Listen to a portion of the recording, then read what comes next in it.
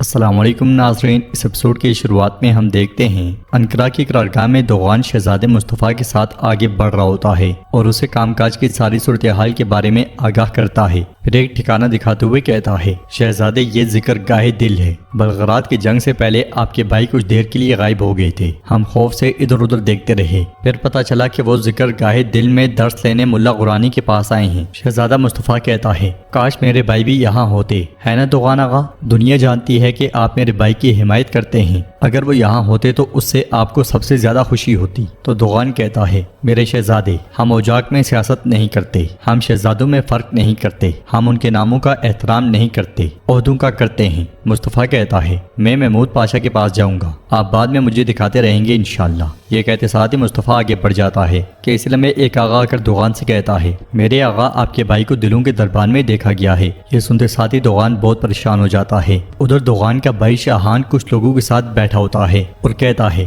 یہ بھی کچھ ہے کیا؟ اسحاق پاشا، زرگنوس پاشا، شہاب الدین پاشا اور ایک میں، ورنہ کا میدان تھا، فوج مشکل میں تھی۔ ایک فوجی میرے پاس آیا، اس نے کہا، کمانڈر شاہان۔ میں نے کہا، کیا ہوا فوجی؟ فوجی نے ڈرتے ہوئے کہا، ہماری فوج شکست کھا رہی ہے۔ یہ سن کر دیوانہ کہتا ہے، جاؤ نا، کیوں رکے ہوئے ہو؟ ان پر حملہ کرو، انہیں مار ڈالو، انہیں ٹکڑوں میں کاٹ ڈالو، ان کے سر کاٹ دو، جلدی کرو۔ تو شاہان کہتا ہے، میں نے کہا رک جائیں پاشا، رک جائیں، میرا گھوڑا تیار کریں۔ میں اپنے گھوڑے پر سوار ہوا اور بجلی کی طرح میدان میں اتر گیا۔ بس پھر کیا تھا، میں نے 5، 10، 20، 50 اور 150 فوجی کاٹ ڈالے۔ دیوانہ بولتے ہوئے کہتا ہے، شاباش، تم نے ان کافروں کے ساتھ بہت اچھا کیا، ظاہر ہے کہ تم ہاتھ میں تلوار لیے پیدا ہوئے ہو۔ شاہان کہتا ہے، میدان گونج اٹھا، کمانڈر شاہان، کمانڈر شاہان۔ دیوانہ کہتا ہے، کمانڈر شاہان زندہ باد، کمانڈر شاہان زندہ باد۔ شاہان کہتا ہے، ارے میں تو ایک عاجز آدمی ہوں، سب کے سامنے بول کر شرمندہ نہ کرو۔ اس لیے میں دوغان اس کے سر پہ آ پہنچتا ہے اور گرجتے ہوئے کہتا ہے، شاہان۔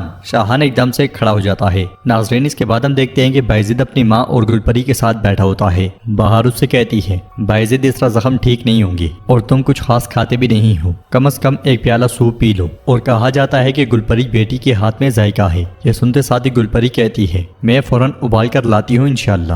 دیسی گھی والا سوپ پسند ہے آپ کو، ہے نا شہزادے؟ آپ کچھ آرام کریں، میں فوراً بنا کر لاتی ہوں۔ ادھر ہم دیکھتے ہیں کہ انقرہ کی قرارگاہ میں زینل ایک شخص پہ ٹوٹ پڑتا ہے اور کہتا ہے، ابے بول، ابے بول، تم کس کے جاسوس ہو؟ قرارگاہ میں چھپنے کا حکم کس نے دیا؟ میں تمہیں درد سے رلاؤں گا، بولو۔ مگر وہ شخص کچھ نہیں بولتا اور زینل ایک اور تھپڑ اسے دے مارتا ہے۔ اس لیے میں سلطان وہاں سے گزرتے ہوئے یہ منظر دیکھتے ہیں تو ان کے پاس آتے ہیں اور پوچھتے ہیں، زینل آغا، تم اس آدمی کو کیوں پیٹ رہے ہو؟ کون ہے یہ؟ تو زینل کہتا ہے، رضاکار گروہ میں گھسا ایک جاسوس میرے سلطان، لیکن یہ نہیں بتا رہا کہ کس گروہ سے ہے۔ سلطان اس جاسوس سے پوچھتے ہیں، ہمارے کس دشمن نے یہ خنجر پکڑا ہوا ہے؟ زینل کہتا ہے، یہ نہیں بول رہا، لیکن پھر بھی ہار مان لے گا، ہم کسی طرح اس کے منہ سے گلوا لیں گے۔ جواباً سلطان کہتے ہیں، جاسوس کو پکڑنا حفاظتی گروہ کی کمزوری کو پورا نہیں کرے گا، کیا ہمیں جنگ شروع ہونے سے پہلے ہی اپنی قرارگاہ میں مارنا چاہتے ہو؟ زینل کہتا ہے، میرے سلطان ہرگز نہیں، میں نے اس بارے میں بھی ضروری اقدامات کیے ہیں۔ سلطان پوچھتے ہیں، کیا ہیں؟ تو زینل کہتا ہے، جاسوس رضاکار گروہوں میں سے نکلا ہے میرے سلطان، اس وجہ سے میں نے رضاکار گروہوں کے خیمے آپ اور وزراء سے دور کر دیے ہیں۔ سلطان پوچھتے ہیں، اور حفاظت؟ تو زینل کہتا ہے، میں نے شاہی خیمے اور وزیروں کے خیموں کے ارد گرد جانشینوں کی تعداد بڑھا دی ہے سلطان محترم، پرندہ بھی نہیں اڑے گا۔ تو سلطان کہتے ہیں، اچھے اقدامات کیے ہیں، لیکن یاد رکھو کہ تم نے ایک سنجیدہ ذمہ داری لی ہے، چھوٹی سی بھی غلطی پر اس میں پھنس سکتے ہو، یاد رکھنا۔ یہ کہتے ساتھ ہی سلطان آگے بڑھ جاتے ہیں اور زینل دوبارہ اس جاسوس پہ ٹوٹ پڑتا ہے۔ ادھر دراوین ویٹیکن محل میں موجود ہوتا ہے، اس لیے میں پوپ اس کے پاس آتا ہے تو دراوین اسے سلام کرتا ہے۔ پھر پوپ کہتا ہے، تمہارے بابا انطونیو جستنیانی،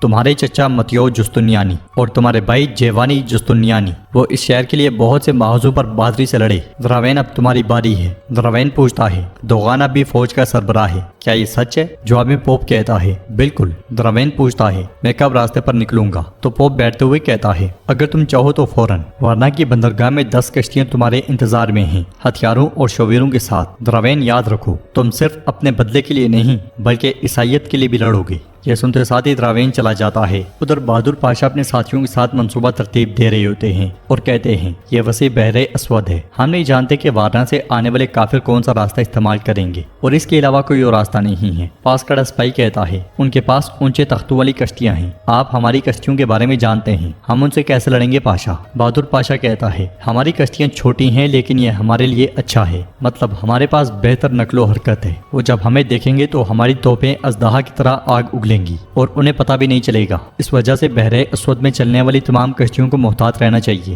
غلطی کرنے والے کا سر جائے گا، یہ بات یاد رکھنا۔ ناظرین، اس کے بعد ہم دیکھتے ہیں کہ کرمان کے زندان میں سلیمان قید ہوتا ہے۔ سپاہی اس کی ماں کے آنے پر دروازہ کھولتا ہے تو سلیمان نہ دیکھتے ہوئے کہتا ہے، کھانا یا جو بھی ہے میں نہیں چاہتا، دفع ہو جاؤ۔ جواب میں اس کی ماں کہتی ہے، کھڑے ہو جاؤ، اپنی حالت دیکھو، شرم کرو۔ سلیمان اٹھ کے آگے بڑھتے ہوئے کہتا ہے، یہ ان سے کہو جنہوں نے میرے ساتھ یہ کیا۔ تو اس کی ماں کہتی ہے، ایک کرمان کا شہزادہ زندان میں بھی سیدھا پہاڑ کی طرح کھڑا ہوتا ہے۔ تو سلیمان کہتا ہے، میری طرف دیکھو ماں، میری طرف دیکھو، کیا آپ کے سامنے کرمان اوروں کا شہزادہ ہے؟ اگر ایسا ہوتا تو میں اس کالے زندان میں نہ ہوتا۔ اس کی ماں کہتی ہے، میں اس لیے تمہیں باہر نکالنے آئی ہوں۔ سلیمان کہتا ہے، آپ نے نہیں ڈالا کہ آپ نکال سکیں۔ اس کی ماں کہتی ہے، میں نے تمہارے بابا سے اجازت لی ہے۔ سلیمان کہتا ہے، کیسے اجازت دے دی انہوں نے؟ ماں، کیا آپ نے ان سے بھیک مانگی؟ اگر آپ نے ایسا کیا ہے تو میں ایسا نہیں چاہتا۔ کرمان اولو سلیمان اپنی ماں کی بھیک مانگنے سے زندان سے نکلا، کبھی بولنے نہیں دوں گا کسی کو، چلی جائے ماں، میں یہیں ٹھیک ہوں۔ اس کی ماں غصے سے کہتی ہے، میری آنکھوں میں دیکھو سلیمان، کیا تمہاری ماں کسی سلطان سے بھیک مانگنے والی لگتی ہے تمہیں؟ سلطان محمد نے انقرہ آ کر اپنی فوج کا ہیڈ کوارٹر بنا لیا ہے، ایسے صورتحال میں اندر کی لڑائیاں ہمیں کمزور کریں گی۔ میں نے تمہارے باپ کو بمشکل راضی کیا،